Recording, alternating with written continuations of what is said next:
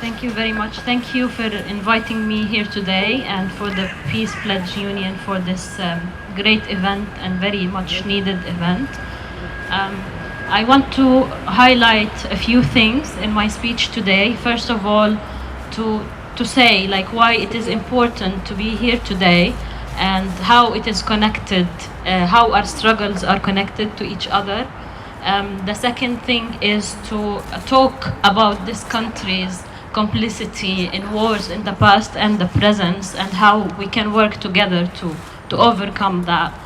And then the third thing is to put us into context within stories from Palestine, from family, friends, and people I contact all the time. And hoping by the end for all of us to continue taking action, which is the most important outcome. I'm gonna start with a story. So basically, my great-grandparents, believe it or not, were involved, not like voluntarily involved, but involved in war on my dad's and my mom's side. My dad always told the story of his grandfather leaving while my grandfather was a child, and he was like playing with marbles, you know, marble balls, and my great-grandfather said, "I'm going to war."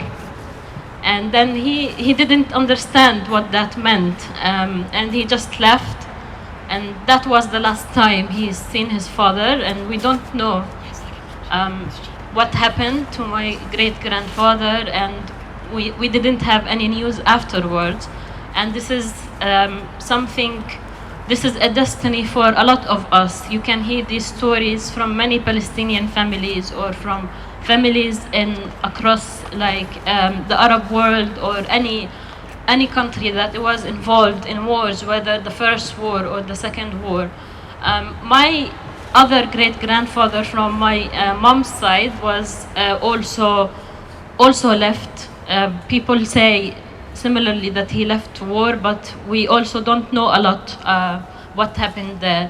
And it is really sad for us to stand up here today to think that we don't know what's happening to thousands of people in Palestine under the rubble similarly.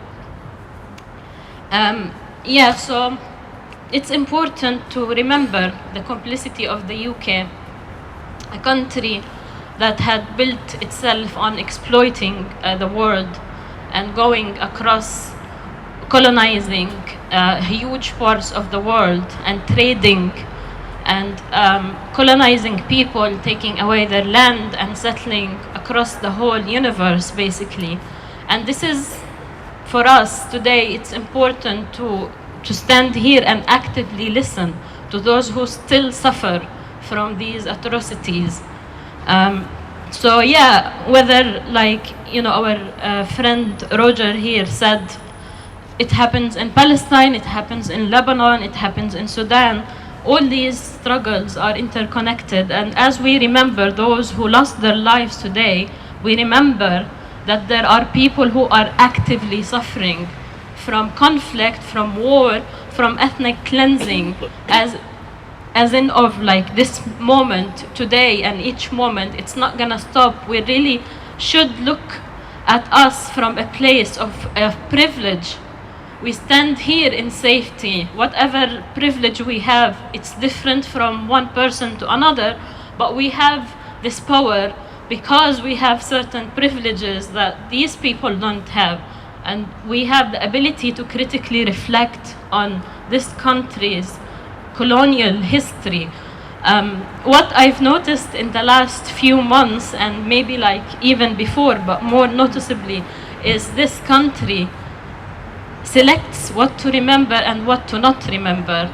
And this is something really important to reflect on, because who do we remember, and what privileges do we have when we remember, and do we critically reflect on the history of colonization and imperial power when we remember? So this is why we should be here today, and you know, because in one way or another, our our struggles are connected. I want to talk a little bit about the situation in Palestine and in Gaza. And through the exhibition I co-curated, the Many Lives of Gaza, it was a platform for justice, which is suppressed in many ways in this country and in the West in general. This idea of using art to speak out, to stress out the facts on ethnic cleansing, on war, on conflict. In the Many Lives of Gaza, we tried to bring about the picture, the history of Palestine, because the story of Gaza is not merely a single story, an individual story. It tells the story of the whole Palestinian context. So when Palestinians were ethnically cleansed by the Israeli apartheid state, by the Zionist movement, back in 48, 700,000 Palestinians became refugees, and more than 200,000 from across historic Palestine became refugees in what became the Gaza Strip. And I must say, the Gaza Strip is such a colonial term which exists within this context, but we use it because it is now what we understand of this geographical area, the occupied Gaza Strip. So we tell the stories through the Many Lives of Gaza, and we shed light on the daily life of people, because we wanted visitors to come and look at the archival photos we had, and look at the videos where people speak about their families, about their ancestors, about the villages they were dispossessed from, where they came from. So we want to put this into context, and we want to every single audience member, to see themselves in these people, to see themselves in the teachers, in the children's faces, in the medical aid and the UNRWA workers, in every single person who's highlighted in the picture. One thing I wanted to add, or like a story from that exhibition, was a story of one of my former colleagues who's originally from the city of Jaffa, and his family was ethnically cleansed and displaced in the Gaza Strip. Salim, who is highlighted in the exhibition, he was named after his uncle, who was injured and killed by the Israeli militias, and after he actually died after becoming a refugee in the Gaza Strip.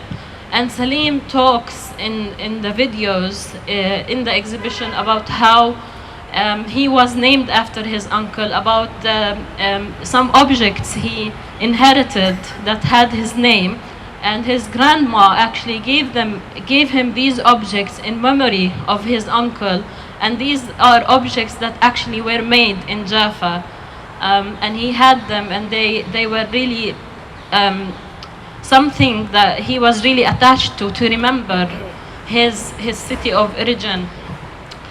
Salim managed to leave the Gaza Strip in 2013 or 2014, so he witnessed many wars and many attacks and atrocities in the Gaza Strip, and then that's how I met him when we worked together. And I remember he every day when the genocide started, he used to pick me up to go to work together, so we used to carpool, and then he would say to me, I want to quit my job today, and I want to go back to the Gaza Strip, and I want to volunteer to drive an ambulance, because I feel like I'm useless here. I just want to drive an ambulance and help pick up the people from under the rubble. So that was a highlight that I always think of, the power of how us as a community stick together in times of extreme violence. So that is Salim's story. The other story, so basically Just to give also another fact about the Gaza Strip, sadly in 48 we had these 8 camps, refugee camps that were formed. And now, like, you know, we think about these camps, they don't make sense because the whole area had become a big refugee camp for displaced people. So we don't no longer have only جباليا, الشاطئ, دير البلح, رفح, نصيرات, خان يونس, مغازي, البريج. The whole area has become a big refugee camps with many people displaced, thousands in Egypt and other countries. Yeah, so I just wanted to say that because my brother-in-law is also from the Gaza Strip. He was displaced from a village called Al Majdal, just a few kilometers away from Gaza. He also left after like 2006, so this is how we have him as a family member. Unfortunately, we've got a lot of extended families still residing in Deir al-Balah, and they, I don't know how they survive. They survive with really difficult circumstances. My nephews find it really tough to cope with the whole situation because they don't know what's happening to their cousins on the other side. And we had to lie to them and say, children do not die. So, to give an example of listening to people who endure colonial violence. So, I just wanted to say that we're not only here to remember, we narrate stories as people are actively murdered, right? And it's our responsibility to take action and to stop and call for ceasefire. I will end with a story as I started with a story. You know, the initiative, the initiative Walk for Palestine, which I'm co-leading. We had our walk last week or 2 weeks ago, and we walked past a memorial for civilians in East London, in Wapping. And I found that really inspiring to see like a monument that is dedicated to civilians who lost their lives in the Second World War. And as we ourselves who volunteered in this initiative are walking to support family and friends in the Gaza Strip, to show them that we're doing what we can. As we campaign for a ceasefire, we raise funds for those who are in need for like everyday things like food, like medicine, like shelter. So I invite you to join us. We're walking next month on December the 8th. We're gonna start from Canary Wharf, and we're gonna walk towards the Thames Barrier. That's like our last walk. We might do this again next year. Hopefully it won't be too cold. But yeah, I invite you to join us because along the way we learn about this, about ourselves, about this country, and we speak about what's happening in Palestine and how these families that we support, from families to the UK to families in Palestine, what they're experiencing. So that is my call for you.